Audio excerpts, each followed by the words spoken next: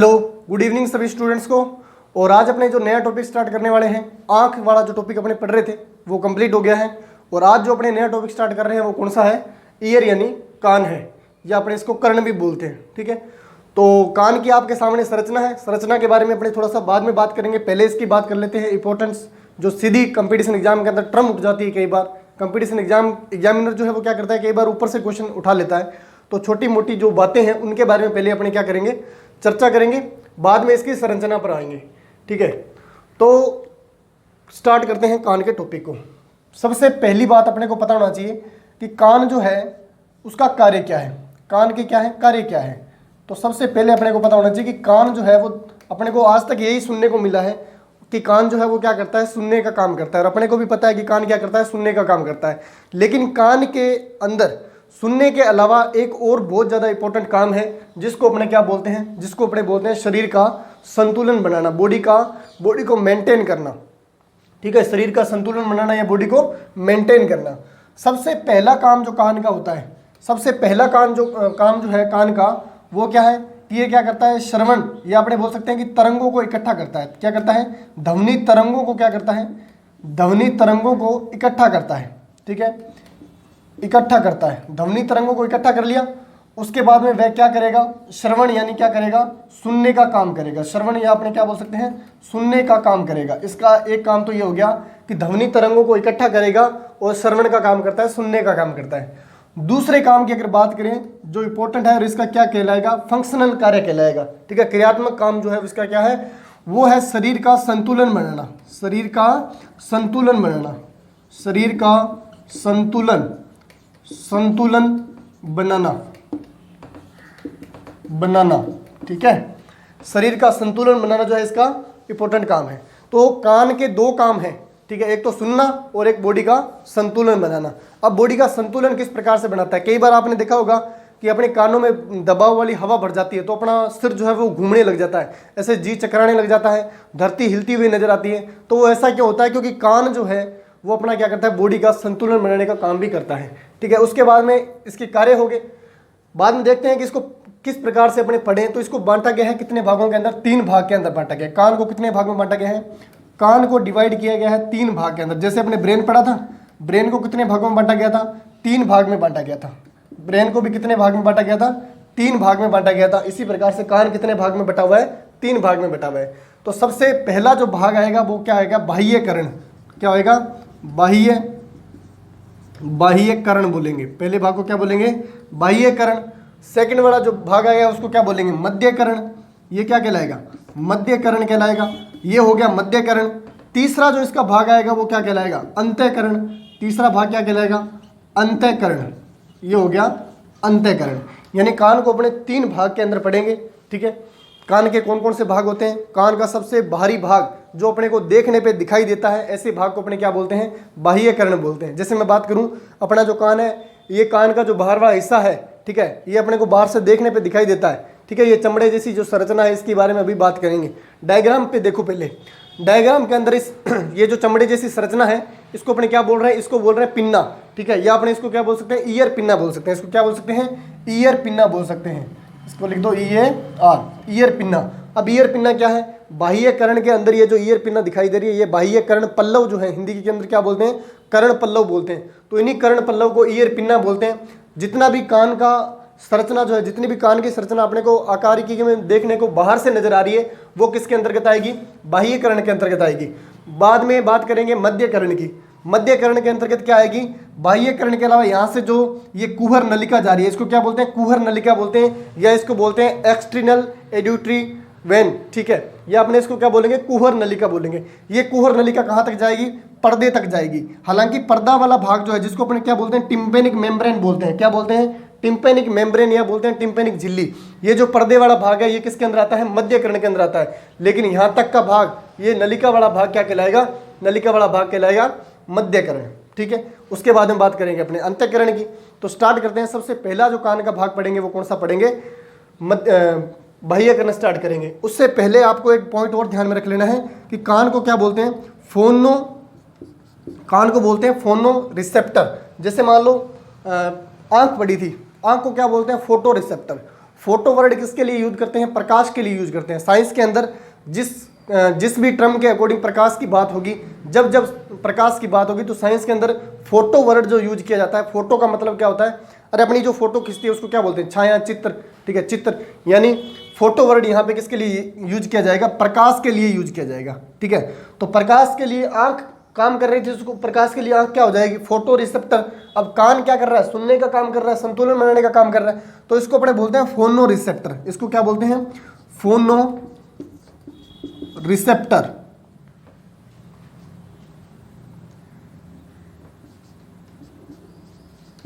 ये क्या हो जाएगा?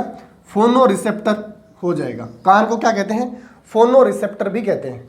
तो आपसे क्वेश्चन ये भी पूछा जा सकता है कि निम्न में से कौन सा एक अपनी ज्ञानेंद्रिय है? ये कान भी क्या एक प्रकार की ज्ञानेंद्रिय है। 5 ज्ञानेंद्रिय होती है, जीभ हो गया, आंख, नाक और त्वचा, ठीक है। तो ये एक प्रकार की ज्ञानेंद्रिय भी है और साइंस के अंदर इनको क्या बोलते हैं? सेंस ऑर्गन बोलते हैं। सेंस ऑर्गन में से अपने आंख के बारे में चर्चा कर ली है। वापिस अभी अगला जो पढ़ रहे हैं वो कान पढ़ रहे हैं, और मैंने बताया इसका कार्य क्या है? तरंगों को इकट्ठा करना और सुनना, शरीर का संतुलन बनाए रखना। कान को 3 भागों में बांटा गया है, बाह्यकरण, मध्यकरण और आंतरिकरण या अंतःकरण। और कान क्या है? फोनो रिसेप्टर की तरह काम करता है। तो बॉडी का ये क्या कहलाएगा? फोनो रिसेप्टर कहलाएगा, ठीक है। तो इसका एक बार स्क्रीनशॉट ले लो, इसको मैं रफ कर देता हूँ और उसके बाद में अपने क्या पढ़ते हैं? स्टार्ट करते हैं क्रम से पढ़ना। सबसे पहला जो अपने पढ़ेंगे वो क्या पढ़ेंगे? बाह्यकरण पढ़ेंगे, ठीक है। इसको क्या बोलेंगे? एक्सटर्नल ईयर बोल देंगे। बाह्यकरण को क्या बोल देंगे? एक्सटर्नल ईयर बोल देंगे, ठीक है। ले लो इसका स्क्रीनशॉट ले लो।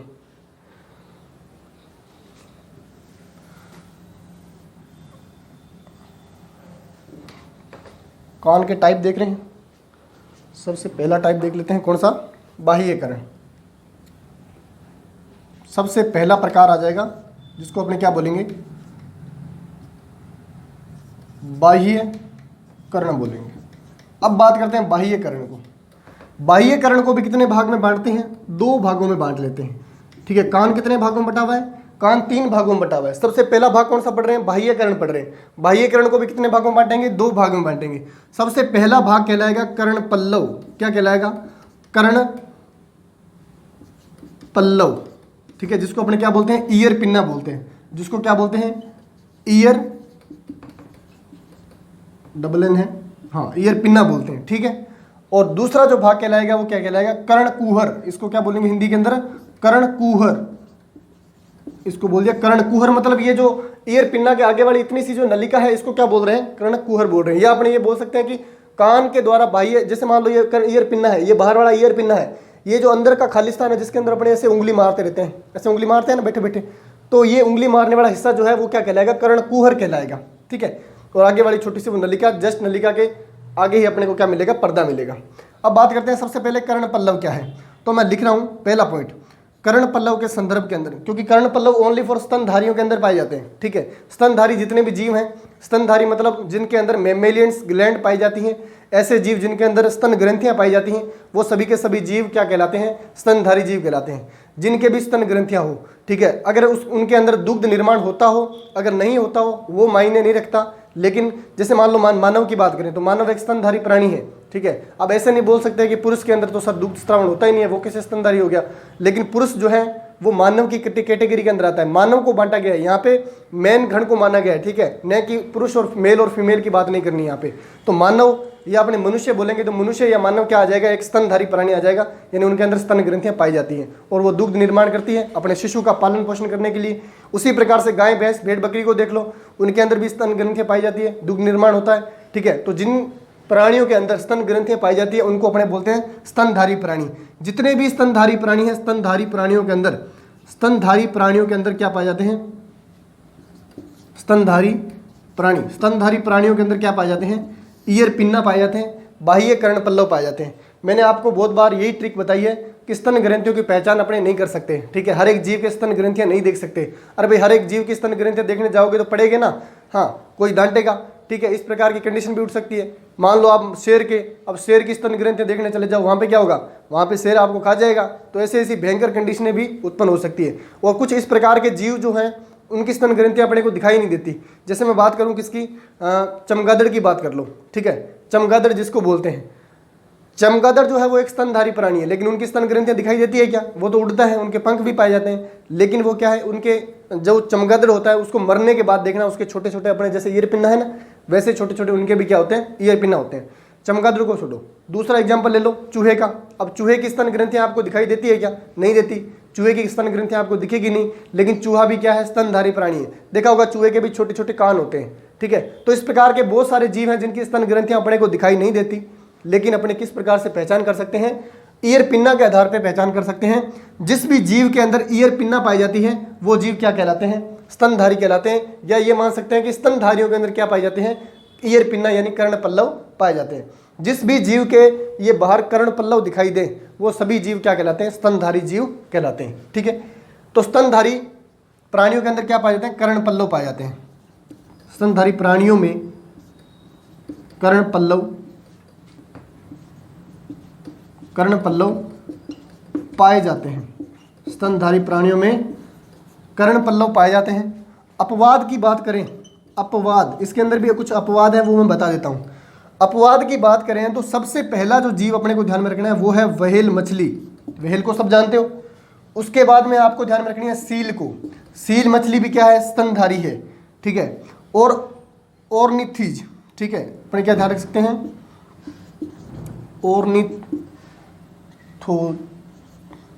ऑर्निथोज करके एक प्राणी है। इन जीवों के अंदर क्या पाई जाती है, कर्ण पल्लव जो है वो नहीं पाए जाते हैं। ये क्या है, स्तनधारी प्राणी है। व्हेल भी स्तनधारी है, सील भी स्तनधारी है, ऑर्निथोज भी जो है वो क्या है, स्तनधारी प्राणी है, लेकिन फिर भी इनके अंदर क्या नहीं पाई जाती, कर्ण पल्लव, ये जो ईयर पिन्ना है वो पाए नहीं जाते। तो ये तीन अपवाद जो है कंपटीशन एग्जाम की दृष्टि से इंपॉर्टेंट है। पूछा जा सकता है कि व्हेल मछली जो है स्तनधारी है, उनकी स्तनधारियों की आपको भी डाउट आ सकता है कि सर स्तनधारी तो व्हेल मछली भी है, उनके कान दिखाई नहीं देते। तो ये तीनों अपवाद है। स्तनधारी प्राणी होते हुए भी क्या है, इसके अंदर ईयर पिन्ना नहीं पाए जाते, ठीक है। एक आपने नाम सुना होगा, स्तनधारी प्राणी जो होते हैं बच्चे पैदा करते हैं। मैं आपके यहाँ पे डाउट क्लियर कर देता हूँ स्तनधारी प्राणियों का। स्तनधारी प्राणी जो होते हैं वो क्या करते हैं, जिनके कान होते हैं वो बच्चे पैदा करते हैं, ठीक है। बच्चे पैदा करते हैं यानी सीधा ही शिशु को जन्म देते हैं। जैसे मनुष्य जन्म देता है अपने शिशु को, वैसे ही क्या करते हैं दूसरे स्तनधारी जीव भी अपने बच्चे को सीधा जन्म देते हैं, न कि वो अंडे देते हैं, ठीक है। अंडे कौन देता है, अंडे रेप्टिलिया वर्ग के प्राणी जैसे सरीसृप वर्ग के प्राणी हो गए, ठीक है। अपने बात करें पक्षी हो गए, ये सब क्या करते हैं, अंडे देते हैं। लेकिन स्तनधारी प्राणियों के अंदर भी एक अपवाद है, डक बिल प्लेटिवस। अगर आप क्लास लगा रहे हो तो उस क्लास कॉपी पेन साथ में लेके बैठा करो, ठीक है। ये मैं यहाँ पे लिख नहीं रहा हूँ, ठीक है, ताकि आपको कन्फ्यूजन ना हो। तो ये मैं लिख नहीं रहा हूँ, सीधा ही बोल रहा हूँ कि स्तनधारी प्राणी जो है उनमें एक अपवाद और भी है जिसको अपने बोलते हैं डक बिल प्लेटिपस। क्या बोलते हैं, डक बिल प्लेटिपस बोलते हैं। डक बिल प्लेटिपस स्तनधारी जीव है, फिर भी क्या करती है, अंडे देती है। डक बिल प्लेटिपस जो है वो स्तनधारी जीव है, फिर भी क्या देती है, अंडे देती है। लेकिन उसको शिशु को जन्म देना चाहिए था, लेकिन ये भी क्या है, स्तनधारी प्राणियों के अंदर एक अपवाद है। ये भी क्या है, स्तनधारी प्राणियों के अंदर अपवाद है, वो अंडे देती है, ठीक है। कौन, डक बिल प्लेटिपस। ये अलग से नोट कर लेना, आप ध्यान रखोगे। तो ये बात होगी किसकी, बाह्यकर्ण की। उसके बाद में बात करते हैं कर्णकुहर की। उसके बाद में क्या बात करेंगे, कर्णकुहर, ठीक है। यहीं पे बात कर लेता हूं मैं कर्णकुहर, इसको आंतरिक में ले लेते हैं। सीधा ध्यान रखना, बाह्यकर्ण के दो भाग होते हैं, कर्ण पल्लव, कर्णकुहर। तो पहले अपने बात की है कि कर्ण पल्लव किन में पाए जाते हैं, सभी स्तनधारियों में पाए जाते हैं। व्हेल मछली, सील और ऑर्निथोज में नहीं होते हैं, ठीक है। उस के बाद बात करेंगे कर्णकुहर। अब कर्णकुहर क्या है, ये एक्सटर्नल ऑडिटरी जो है, यहाँ से जो आगे का हिस्सा है, यहाँ तक का हिस्सा और इस पाइप तक का हिस्सा क्या कहलाएगा, ये हिस्सा क्या कहलाएगा, ये कहलाएगा कर्णकुहर, ठीक है। जो क्या करता है, रोम युक्त होता है और हवा के अंदर आने वाले कणों को, मिट्टी के कणों को रोकने का काम करता है, ठीक है। और क्या करता है, ध्वनि तरंगों को इकट्ठा करने का काम भी करता है। कौन करता है, कर्णकुहर करता है। इसका स्क्रीनशॉट ले लो, उसके बाद में अपने बात करेंगे कुछ मध्य कर्ण की। हाँ, इसका एक बार स्क्रीनशॉट ले लो।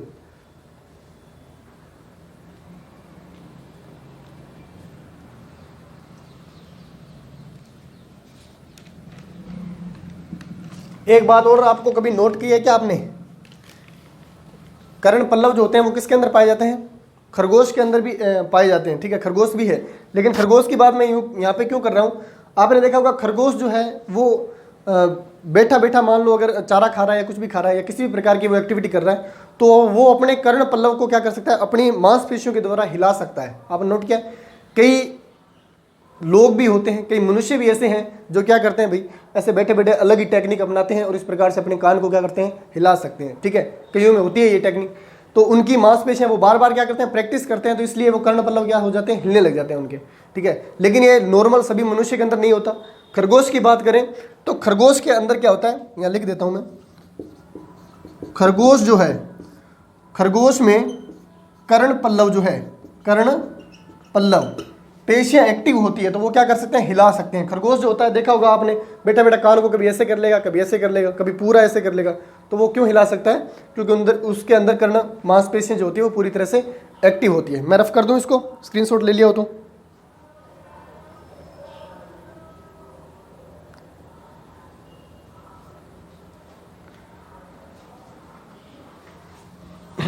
ठीक है।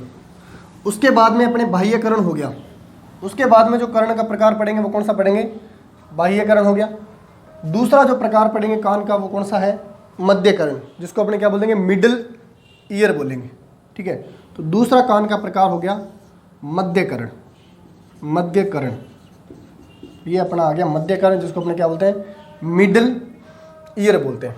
अब मध्यकरण जो है उसके अंदर क्या क्या घटनाएं होती है, देखो यहाँ से डायग्राम में समझेंगे, यहाँ तक का हिस्सा जो है, आगे आगे का हिस्सा, ये पूरा हिस्सा किसके अंदर आ जाता है, ये पूरा हिस्सा आ जाता है बाह्यकरण के अंदर। किसके अंदर आ जाएगा, बाह्यकरण के अंदर आ जाएगा, ठीक है। ये मैंने अभी पढ़ा दिया, बाह्यकरण के अंदर आता है। उसके बाद के अंदर जो ये नलिका है, ठीक है, एक्सटर्नल, ये जो नलिका है, इस नलिका के आगे का भाग है, और ये नलिका पूरी यहाँ तक, पर्दे तक का भाग, ठीक है, जिसको अपने टिम्पेनिक झिल्ली बोलते हैं, यहाँ तक का भाग किसके अंदर इंक्लूड होता है, यहाँ तक का भाग आएगा मध्यकरण के अंदर। तो देखते हैं इसके अंदर यहाँ पे क्या पाई जाती है, तो यहाँ पे जो ये नलिका पाई जाती है, इसके अंदर क्या पाई जाती है, कुछ मोम ग्रंथियाँ पाई जाती है। क्या पाई जाती है, मोम ग्रंथियाँ। इस नलिका के अंदर क्या पाई जाती है, मोम ग्रंथियाँ पाई जाती है। नलिका के अंदर क्या पाई जाती है, मोम ग्रंथियाँ पाई जाती है, और एक ग्रंथि है जिसका नाम है सेरुमीन। क्या नाम है, सेरुमीन। और ये सेरुमीन ग्रंथि मैं आपको पाचन तंत्र पढ़ाया था, या मैंने आपको ग्रंथियाँ पढ़ाई थी, वहाँ पे भी मैंने पूरी तरह से समझाया था। तो एक सेरुमीन ग्रंथि पाई जाती है। क्या पाई जाती है, सेरुमीन ग्रंथि। और सेरुमीन ग्रंथि क्या करती है, सेरुमीन सेरुमीन सेरुमीन मोम का क्या करती है, स्त्रावण करती है। सेरुमीन मोम का स्त्रावण करती है। आपने देखा होगा अपने जो माचिस की तिल्ली से या पेन से बैठे बैठे ऐसे लगाते रहते हैं, ठीक है। कई लोग कान साफ नहीं करते, तो अगर मान लो अगर बार बार इसके साथ आप छेड़खानी कर रहे हो, तो सेरुमीन क्या करती है, बार बार यहाँ से परत हटाओगे तो सेरुमीन ग्रंथि क्या करेगी, सेरुमीन का ज़्यादा स्त्रावण करेगी, तो कान के अंदर कीचड़ जो है वो ज़्यादा बनने लग जाएगा। कान के अंदर क्या बनने लग जाएगा, कीचड़ जो है वो ज़्यादा बनने लग जाएगा। तो आप बैठे बैठे कभी उंगली लगाते रहते हो, कभी पेन मारते रहते हो, ठीक है। तो ऐसी कंडीशन होती है, वो किसके कारण, सेरुमीन के कारण। अब सर सेरुमीन को आने की जरूरत क्या पड़ी, सेरुमीन जो है वो क्या करती है, चिकना तेलीय पदार्थ है। सेरुमीन क्या है, चिकना तेलीय पदार्थ है, जो इस पर्दे को क्या करता है, चिकना रखता है। ये जो मैंने पर्दा बनाया है, इस पर्दे को चिकना रखेगा, और क्या करेगा, इस अपने कान के अंदर यहाँ पे इस प्रकार से कुछ रोम पाए जाते हैं, उन रोम के साथ में तेलीय पदार्थ लगा होता है। जो भी ध्वनि तरंगों के साथ में क्या आएगी, अब कण आएंगे, मिट्टी के कण आएंगे, बैक्टीरिया जाएंगे, उनको क्या करेगी, आगे पर्दे तक नहीं जाने देंगे, पीछे ही चिपका के रोक लेगी। अपने को पता है तेलीय या चिकने जो पदार्थ होते हैं उनके ऊपर जो मिट्टी के कण वगैरह ज़्यादा रुक जाते हैं, तो आपने देखा होगा अंदर तक जो है कचरा वगैरह नहीं जा पाता। तो सेरुमीन ग्रंथि पाई जाती है। और क्या ध्यान में रखना है, और ध्यान में रखना है कि यहाँ पे क्या होता है कि यूस्टेकियन नलिका, देखो ये लिखा हुआ है यूस्टेकियन ट्यूब।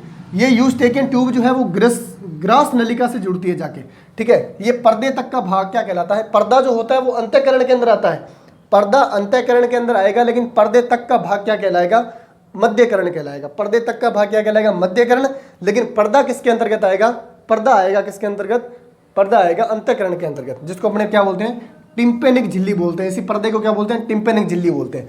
ये जो नलिका होती है ये कितने सेंटीमीटर होती है, लगभग 24 सेंटीमीटर लंबी होती है। ये जो नलिका है वो कितने सेंटीमीटर लंबी होगी, लगभग 24 सेंटीमीटर लंबी जो है वो नलिका होती है। और आगे कहाँ तक जाएगी, आगे जाएगी यहाँ से लेकर यहाँ तक जो पर्दा लगा हुआ है, इसे बोलते हैं कर्ण का पर्दा, ये कर्ण की परत, या इसको क्या बोलते हैं, अपने बोलते हैं ना कान का पर्दा फट जाएगा।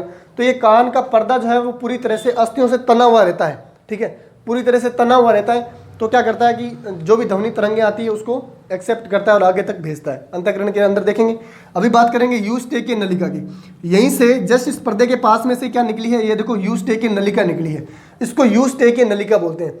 आप लोगों ने देखा होगा पर्दे का जो भाग है, आंतरिक भाग, इसको क्या, आंतरिक यहाँ पे जो गुहा है, इसके अंदर क्या होता है कि हवा का दबाव दोनों साइड, पर्दे के इस पर्दे के अंदर का साइड जो है, इसके अंदर हवा का दबाव जो है अंतःकरण और बाह्य मध्यकरण के बीच में क्या रहता है, दबाव बराबर रहता है। कई बार क्या होता है, ध्वनि ज़्यादा प्रभावशाली ध्वनि आ जाती है। आपने देखा होगा, मान लो आप कई बार ज़्यादा साउंड के संपर्क में चले गए, ठीक है, कुछ दिनों से बैठे रूम के अंदर पढ़ाई कर रहे थे और अचानक से किसी की शादी थी और आप वहाँ पे बेस सुनने, बढ़िया बढ़िया गाने सुनने डीजे साउंड के पास चले गए, तो वहाँ पे क्या होता है, ज़्यादा अत्यधिक बेस वाली, अत्यधिक डेसिबल वाली क्या आती है, ध्वनि आती है। तो उस ध्वनि का प्रेशर जो है वो अपना पर्दा सहन नहीं कर पाता, ठीक है। आप लोगों ने कई बार देखा होगा, कई बार आपका पूरी तरह से मूड होता है या फिर आप पूरी तरह से स्वस्थ होते हो तो आप डांस वगैरह भी कर लेते हो, लेकिन फिर भी ज़्यादा ध्वनि के अंदर रहने के बाद में आपका जो है दिमाग जो है वो थोड़ा चकराने लग जाता है या दिमाग के अंदर से कंपन होती है, ठीक है। तो वो कंपन क्यों होती है, क्योंकि बेचारा अपना जो पर्दा है वो इतनी डेसिबल पावर को सहन नहीं कर पा रहा। तो वो क्या करता है, यूस्टे की नलिका निकलती है यहाँ से। पहले समझो यूस्टे की नलिका क्या है। यूस्टे की नलिका पर्दे से निकलती है और वो कहाँ जुड़ती है, ग्रास नलिका से जुड़ती है, ठीक है। पहला पॉइंट यहाँ पे ये ध्यान रखोगे कि यूस्टेकियन नलिका ग्रास नलिका से जुड़ती है। अब यूस्टेकियन नलिका ग्रास नलिका से जुड़ती है, तो ग्रास नलिका क्या होती है सर, पहले ये बता दो।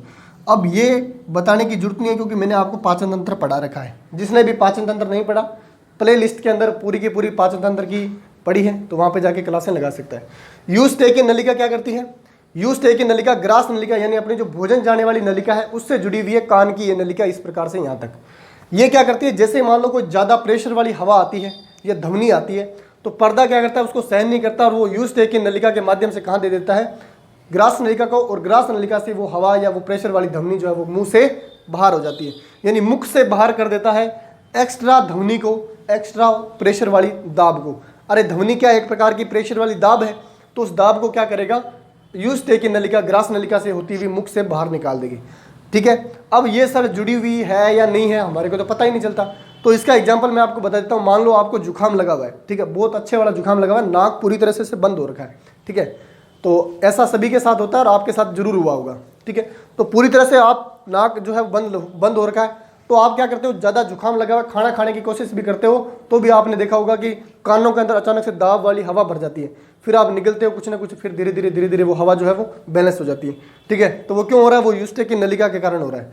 दूसरी कंडीशन क्या ध्यान में रख सकते हो, आप नाक अपना पूरी तरह से दबा के, यहाँ से दबाने के बाद में कुछ भी निकल के देखो, चाहे आप लार निकल के देखो, तो आपको पता चलेगा कि कानों के अंदर पूरी तरह से हवा भर जाएगी।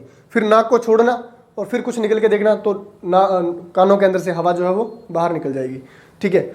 अगर आपको कान के पर्दे मजबूत करने हैं तो आप क्या करोगे, नाक को पकड़ोगे और नाक हवा जो है, मुख की सारी हवा है उसको नाक के अंदर प्रेशर बना के बाहर निकालोगे, तो नाक के अंदर से जो प्रेशर बनेगा वो प्रेशर कहाँ पे पड़ेगा, कान के बैक साइड के अंदर पर्दे से बनेगा। देखो पहले तो हवा कहाँ से आ रही है, अंदर से दबाव बढ़ने के कारण यूस्टेकियन नलिका से होती हुई मुख से बाहर जा रही है, अंदर से दबाव बढ़ा यूस्टेकियन नलिका से होती हुई मुख से बाहर जा रही है।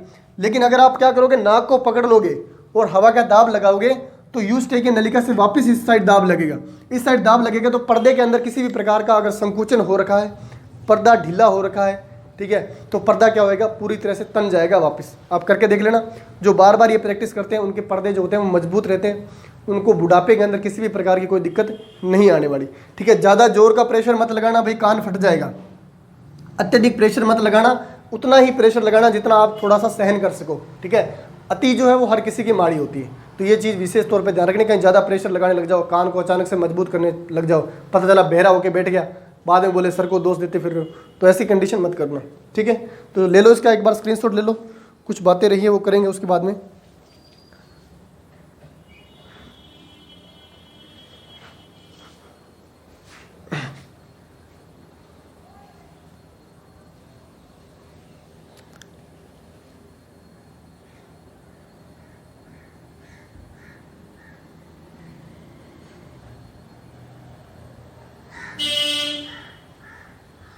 ठीक है, ले लिया स्क्रीनशॉट, बढ़ते हैं आगे।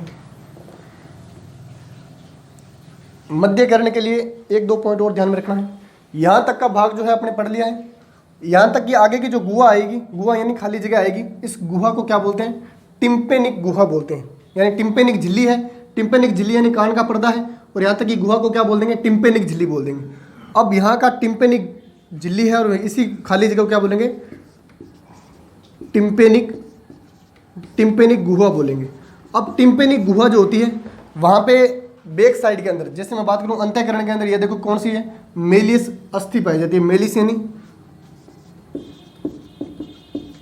मेलियस हड्डी पाई जाती है या अस्थि पाई जाती है। ये मेलियस अस्थि जो है वो कान के पर्दे के पीछे एक और पेशी पाई जाती है, मांसपेशी पाई जाती है, जिसका नाम है टेंसर टिम्पेनाई।